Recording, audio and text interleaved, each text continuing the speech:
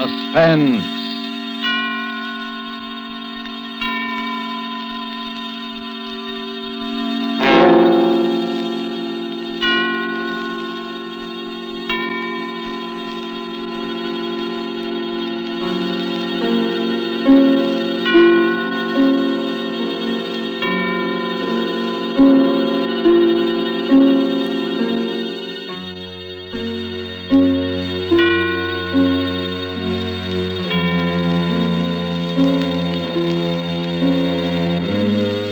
This is the Man in Black, here again to introduce Columbia's program, Suspense.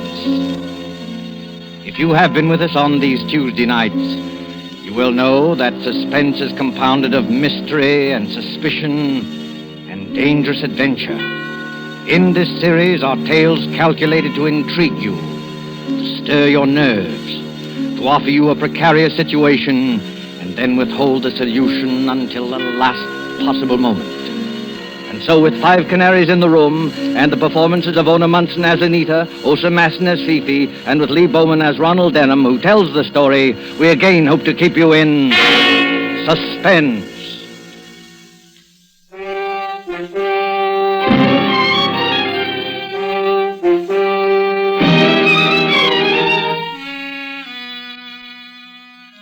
The trouble was, you see, that a whole apartment vanished. It's true. The flat disappeared straight out of that apartment house, and the dead man disappeared with it. No, I'm not crazy. And in spite of what they said, I hadn't taken too many drinks. You see, I was getting married to Anita in another 2 weeks, and Jimmy Westlake gave a bachelor party for me. Oh, hang it, it's a situation that might have happened to you. The party was at the old Cap and Bells Club on Lower Fifth Avenue, and it wasn't a brawl. Jimmy Westlake was in the chair, I admit. But nothing could have been more quiet, more dignified. Oh, mademoiselle from Armitage, parlez-vous. Mademoiselle from Armitage, parlez-vous. Oh, mademoiselle from Armitage. Quiet, you fellas, quiet! Pipe down, can't you? Wait a minute, the chairman wants to say something. Gentlemen, this is a solemn occasion. If those dopes over there will kindly get away from the piano and sit down at the table, I have another toast to propose. Excuse me, Mr. Westlake. Excuse me, please, sir. Yes, Uncle Cato, what is it? Excuse me, Mr. Westlake, but you ain't gonna bust the glasses on this toast, is you? And why shouldn't we bust the glasses, Uncle Cato? Why shouldn't we bust the glasses? Oh, but Mr. Westlake, if you keep on busting the glasses, there ain't gonna be no glasses left. Well, in that sad eventuality, Uncle Cato, we will simply start busting the plates. Isn't that fair enough, boys?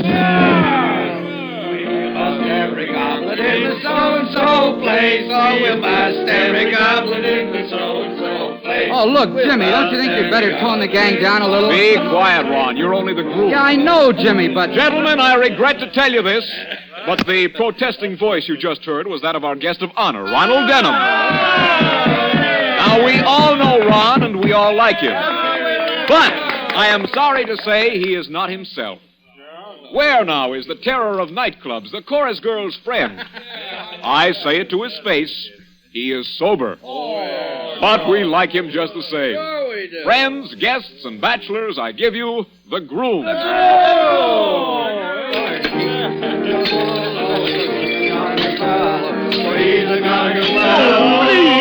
Please, gentlemen, don't bust the glasses. Hey, come on, Ron. Come on, say a few words. That's right, Ron. Get up. Come on. Now, look, boys, I thank you for all the good words, and I don't want to be a wet blanket on the party, but it's nearly midnight, and I've got to get home early.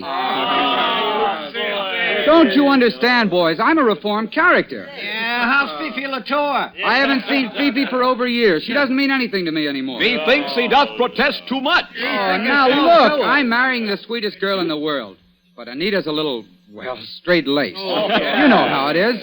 And what's more, there's my Uncle Rufus. Uncle Rufus. We'll hang Uncle Rufus to a sour apple tree. Quiet! Quiet! Anita and Uncle Rufus have apartments in the same building as I have. And what's more, they're on the same floor, and that's not all. Tom Evans, the fellow I share my flat Wait a with. minute. Where is Tom Evans tonight? What's the matter with him? Tom works for Uncle Rufus, and he doesn't drink. Oh, he works for Uncle Rufus. Hey, fellas. And he never Fellas. takes a drink. Oh, he works Wait. for Uncle Rufus. Quiet, you baboons. Quiet. He's a roaring Now, wait a minute. Will you put yourselves in my place? My girl and my uncle and my best friend, Tom Evans, are all expecting me to come home from this party in an ash cart. Sure. And I'm going to fool them. Sure, is that so? Oh, now have a heart, can't you? This Uncle Rufus must be a pretty tough egg, isn't he? Oh, he's all right, but after his first $1 million, it went to his head. Has he got any human weaknesses? Yes, he keeps canaries. Oh, no, not the kind of canaries you're thinking. I mean the kind that go tweet-tweet in cages. Oh, what's the use? What do you say, gentlemen? Shall we allow this pure in heart to wend his way home? Well, he's got a drink for the bride, though. That's right, Ron. Can you, as a chivalrous gentleman, refuse to drink to the bride? You can't, and you know you can't. Uncle Cato. Yes, sir, Mr. Westlake. Get a beer mug from the sideboard there. Fill it with champagne. Oh, now, wait a minute, Jim. One more drink won't hurt you, Shirley. Just one little drink. Well, no, I suppose not. Fill it up, Uncle Cato. All right, I'll have one more drink, just in honor of the occasion. But that's all, do you understand? That's absolutely all.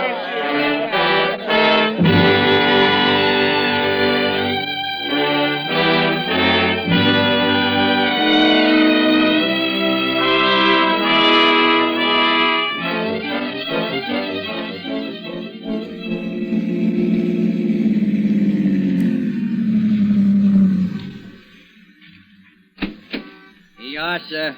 098 Park Avenue. Hey, mister. Come on, wake up. What's wrong? Well, you're home, mister. This is the apartment house. Oh, yeah. Yes, of course. All right. Thanks. Out we go. Easy now. Are you sure you're all right? Yeah. Yes, I'm all right.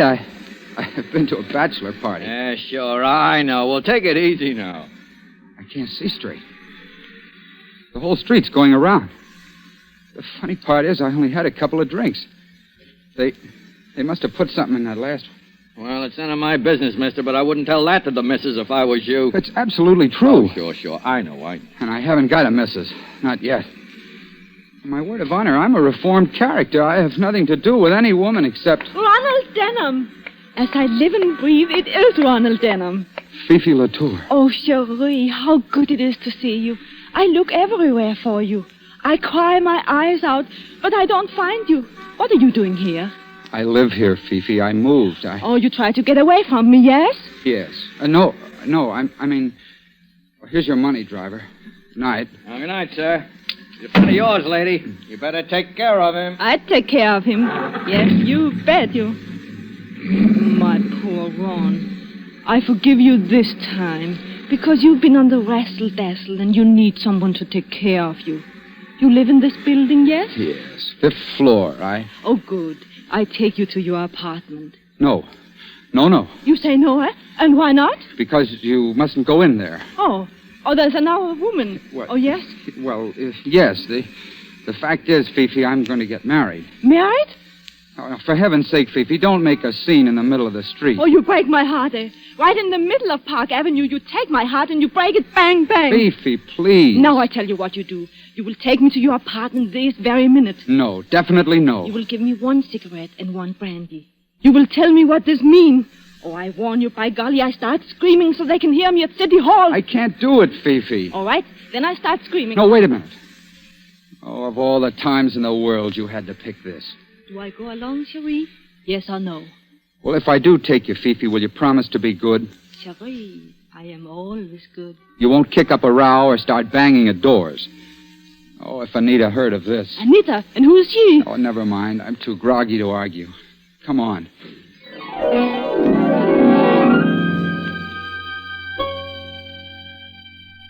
I remember going into that building. Dim religious light, deep carpets, an automatic elevator that you work yourself. I remember stepping into that elevator because the floor creaked. I remember pressing the button for the 5th floor. I took Fifi with me, and I took her into what the champagne told me was my own flat. Maybe you think that's funny, but it won't be funny much longer. Either the door of the flat was unlocked or my key fitted it. Anyway, I remember stumbling through the little hall inside, getting a light on, and into the living room. I remember sitting back in an easy chair, thanking the Lord I was home. You don't mind if I take my coat off, Cherie? Look, Fifi, couldn't you just go home? I want to talk to you, Cherie. And this is one very nice flat. I like it. Thanks a lot. You and Tom Evans, you have good taste in furniture. We didn't choose the furniture, Fifi. This girl of yours chose it, I suppose? No, it comes with the flat. Oh, you mean? Well, these are furnished flats. They're all furnished exactly alike except for the personal things you bring yourself. Like that picture on the wall behind me. What picture, Cherie? The painting of the clipper ship over there. But, Cherie, your eyes are funny and you cannot see straight. There's no picture on that wall. Wait a minute. What's wrong? Why you jump up? We don't own any bronze bookends. And the lampshades are different. And, Fifi, we're in the wrong flat. Oh, well, then that explains everything. Explains what? It explains about the canary birds. What canary birds? When we first come in here, I think I hear a lot of birds sing. And I think, ooh la la, this is a funny taste for Ron Denham and Tom Evans. But then... Uncle Rufus. Great Scott. Uncle Rufus. This uncle of yours, he keep canary birds? Yes, 5 of them, but this isn't his flat. I know his flat as well as I know my own. Where'd you hear this singing? Behind that door over there, where I point. That ought to be the door to the dining room. But what was that? Oh, it is a car backfire. Maybe yes. Maybe no, unless they keep cars in dining rooms. That was a gun. It came from the dining room. Yeah, I think so. Quick, let's get out of here. Oh, no, we don't. I've been pushed around tonight till I'm good and mad, and I'm just about crazy enough to find out what this is all about. You're not going to open that door. You just watch me. There's a light in that room anyway. How you know? Look under the sill of the door. Not a very bright light, but... Ron, don't do it. Stand back now while I get the door open. Dining room. Not Uncle Rufus. And 5 canary birds. 5 canaries in cages, all in a line. Where in Satan's name are we? Well, sure, I don't know. Whose flat is this? Who except Uncle Rufus would keep 5 canaries? I tell you one thing, though, and then I go out of here. Well? There's somebody watching us. Where? That swing door to the kitchen is partly open. But don't look. How the devil can I see it if I don't look? There's somebody standing behind it. I see the light shine on his eye. Quiet, Fifi. Hello there. Hello there. The door move a little more. He's pushing it. Oh, excuse me, sir. We didn't mean to barge in here. We're not burglars or anything like that. We got into the wrong flat, that's all. I want to apologize if we... Straight out through the door, flat on his face. What's the matter with him? Why don't he move? I've got an idea, Fifi. It's because he's dead.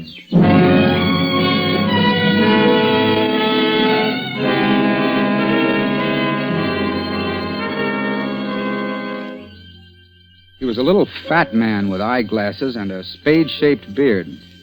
He looked foreign somehow. And there was a bullet hole over his heart. You ask me what happened then? I don't know.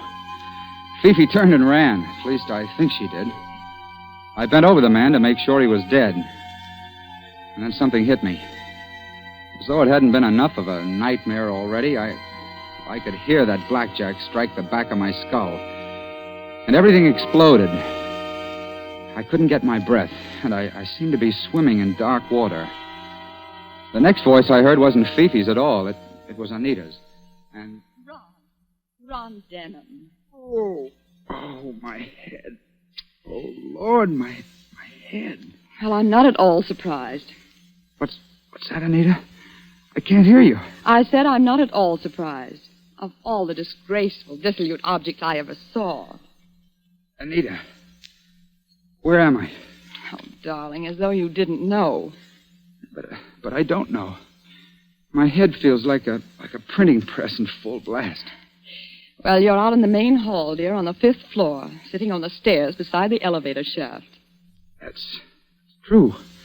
But how did I get here? Oh, now, really, Ron. I must have been carried here. That's it. By your drunken friends at the club? Well, I don't doubt it in the least. No, Anita. No, you don't understand. I left that party early. I was cold sober. But the low hounds wanted to see me come home in bad shape. So they could So they put something in my glass. Oh, naturally, Ron. Whiskey or champagne? Oh, no, Anita. I mean a drug of some kind. I was dizzy when I got here. Just as I was getting out of the taxi, I met... Well, go on, dear. Whom did you meet? Nobody, Anita. Nobody at all.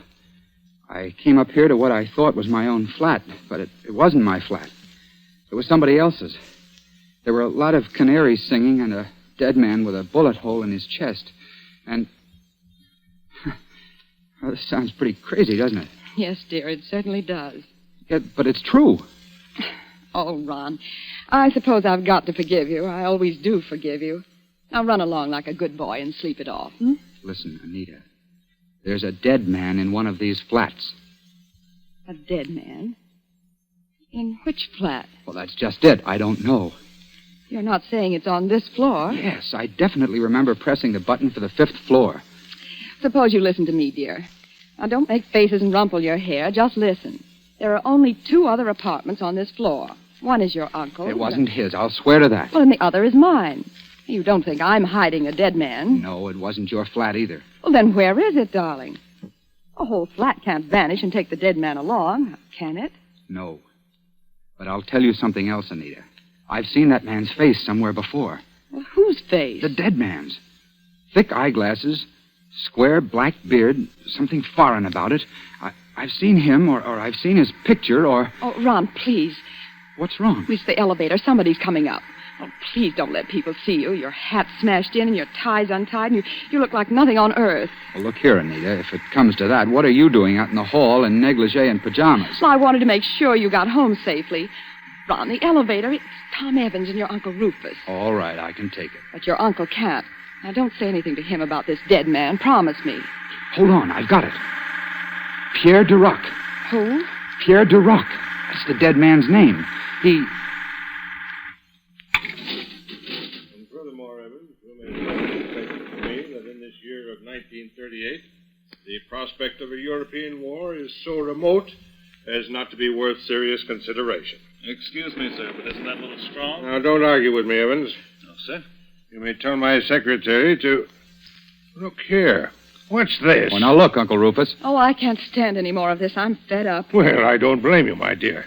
Has this nephew of mine been annoying you again? Oh, no, of course not, but please don't pay any attention to him. He's drunk. For the last time, I am not drunk. I just want to ask Uncle Rufus, before I go completely nuts, whether he hasn't heard of Pierre Duroc. What's that, Ronald? What'd you say? Pierre Duroc, the French millionaire. Well, what about him? He's the man who always deals in cash on the line. Spot cash, even if it's $1 million. I saw his picture in the paper. He's in New York to put through a business deal with you, isn't he? Oh, indeed, Ronald. Well, you show a commendable interest in my affairs. Well, that's what you want me to do, isn't it? Well, I believe Duroc does want to buy some property I own, but he hasn't approached me and I haven't approached him. It's a bad business. Why have you developed this sudden interest in Duroc? Because he's dead. Dead? Somebody shot him in a room full of canaries and then slugged me over the head. Do you believe me, Evans? If your uncle will excuse me, old man, I don't see any reason not to believe you. Where's the body? Well, that's the trouble. Ron claims he found it in a flat that doesn't exist. Listen. What's that? Sounded like somebody running upstairs in the devil of a hurry. Well, maybe it's the dead man. As a matter of fact, it's the night porter. He's the one who can tell us. Tell us what? Well, maybe I did get off at a different floor, but that flat's got to be somewhere in this building. Pearson! Oh, just a minute. Pearson! I'm very sorry, sir. I can't stop now. Please stand aside. I got to go upstairs and get the manager. Why, Pearson? Is anything wrong? Well, Mr. Evans. Speak up, man. Is anything wrong? It's the police, sir. We found a dead man in the palm garden downstairs. Now do you believe me? You will oblige me, all of you, if you remain quiet and allow me to deal with this. What does this man look like, Pearson? He's a foreign-looking gentleman, sir. I never saw him before. He doesn't live in the building. Well, then how did he get to the palm garden? Well, sir, that's what we don't know. He certainly wasn't there when I looked in half an hour ago. But I went back to the palm garden just by chance, and there he was in a wicker chair with the singing birds in cages all around him. Birds again. Oh, be quiet, Ronald. He'd been shot, sir. The police think he was brought down in the service elevator from somewhere upstairs. Why do they think that? Of course, they found a revolver in that elevator and a little paper band of the kind that goes around banknotes. If they could tell where the dead man came from... You can tell us where he came from. Huh? I can, sir. Yes, you've been in most of the flats in this building, haven't you? I've been inside all of them, sir. Why? Well, would you recognize any given flat if I described it? Oh, well, yes, sir, certainly, but... Well, then, for the love of Mike, think. Who lives in a flat with 5 canary cages in the dining room? Ronald, are you out of your mind? In case you don't happen to remember, you're describing my place. No, it was like your place, but it wasn't at all the same. Oriental prints on the walls. In the living room, bronze bookends and bronze lamps. Dragon patterns on the lampshades. There was a queer kind of clock on the mantelpiece, shaped like a figure of Father Time. And what's the matter with you, Pearson? Nothing, sir. But you're sure you saw all that? Yes, of course I'm sure. Why not? Because, I'm sorry, sir, but you couldn't have seen it. What do you mean I couldn't have seen it? I did see it. Who lives in the blasted place? Nobody. Well, you mean the flat's vacant? No, sir. I mean, there's no such flat in the whole building.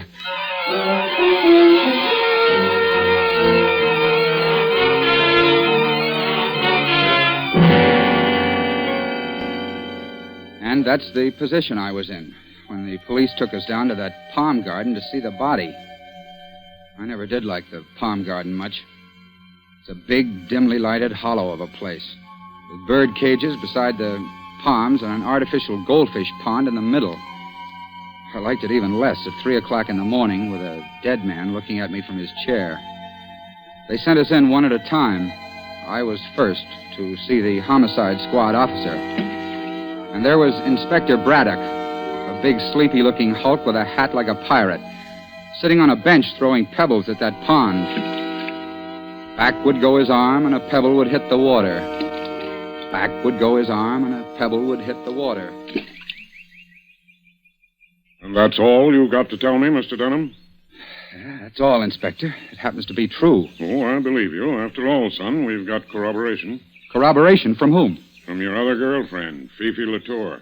But Fifi's not here. She ran out of here as soon as Duroc's body fell through that door. Yes, but she didn't run far. A cop wondered why she was running and brought her back. Where's Fifi now? In that room there, talking to your official girlfriend. Oh, that's fine.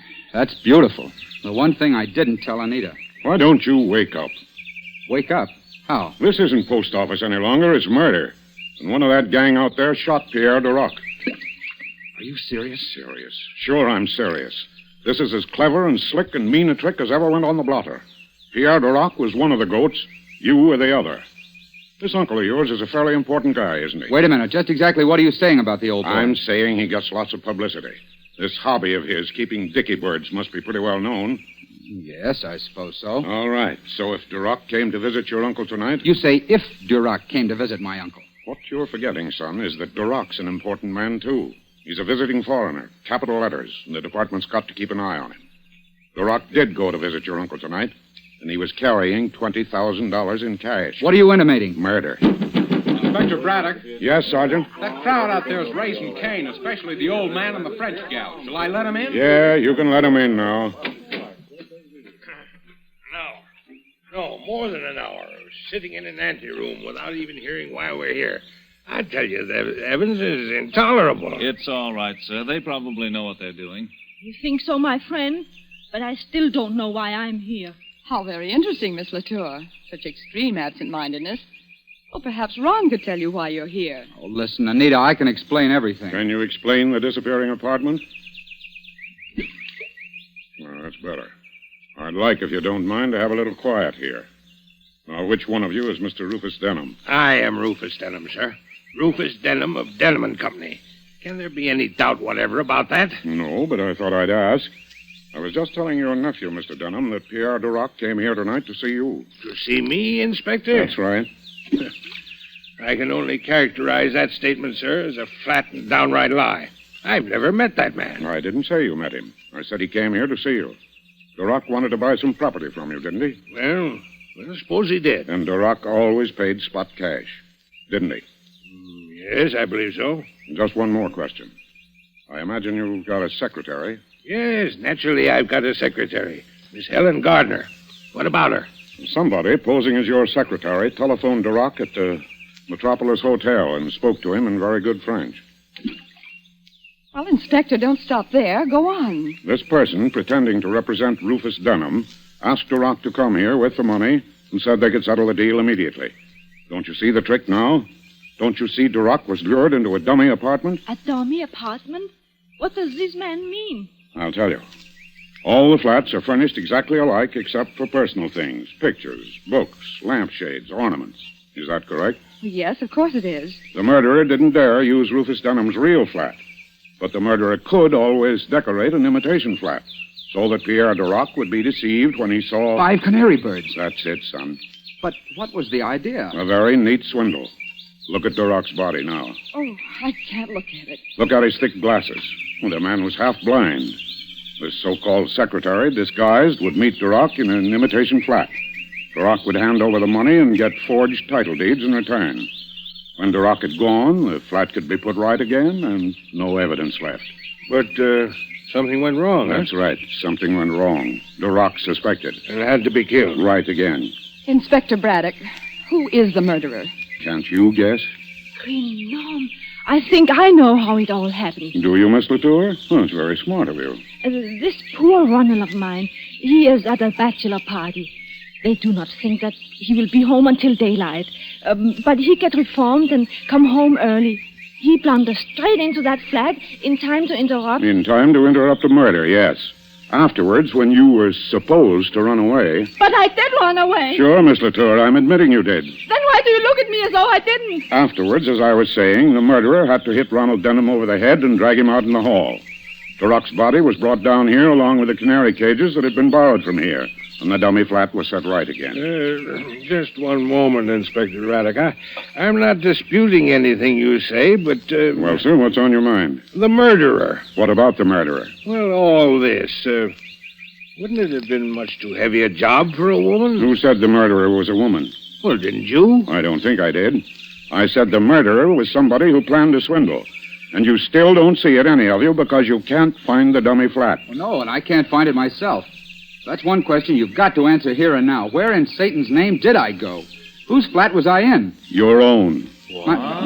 My own? Naturally. If you'd been cold sober, you might have made a mistake. But your instinct brought you home to your own flat. And the only possible murderer is the man who shares that flat with you. The man who thought you'd be away until daylight. The man who knows enough about Dunham's business affairs to plan this swindle against Duroc. Look out, Inspector Braddock! Grab him, Sergeant. Thomas Evans, I arrest you for the murder of Pierre Duroc. Good Lord. Heavens.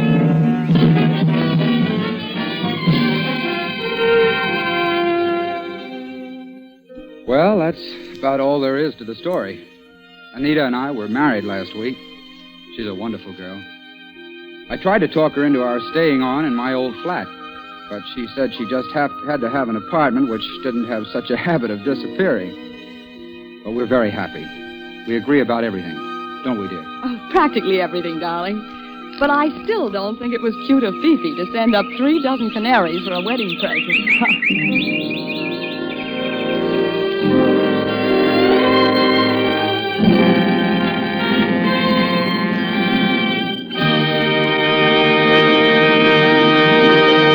And so closes 5 Canaries in the Room, starring Ona Munson, Lee Bowman, and Osa Masson. Tonight's tale of Suspense. This is your narrator, the Man in Black, who conveys to you Columbia's invitation to spend this half hour in suspense with us again next Tuesday, when our suspense play will be Last Night by Cornell Woolrich, and will star more of your Hollywood favorites. The producer of these broadcasts is William Spear, who with Ted Bliss, the director, Lud Gluskin and Lucian Marwick, conductor and composer, and John Dixon Carr, the author, collaborated on tonight's Suspense. This is CBS, the Columbia Broadcasting System.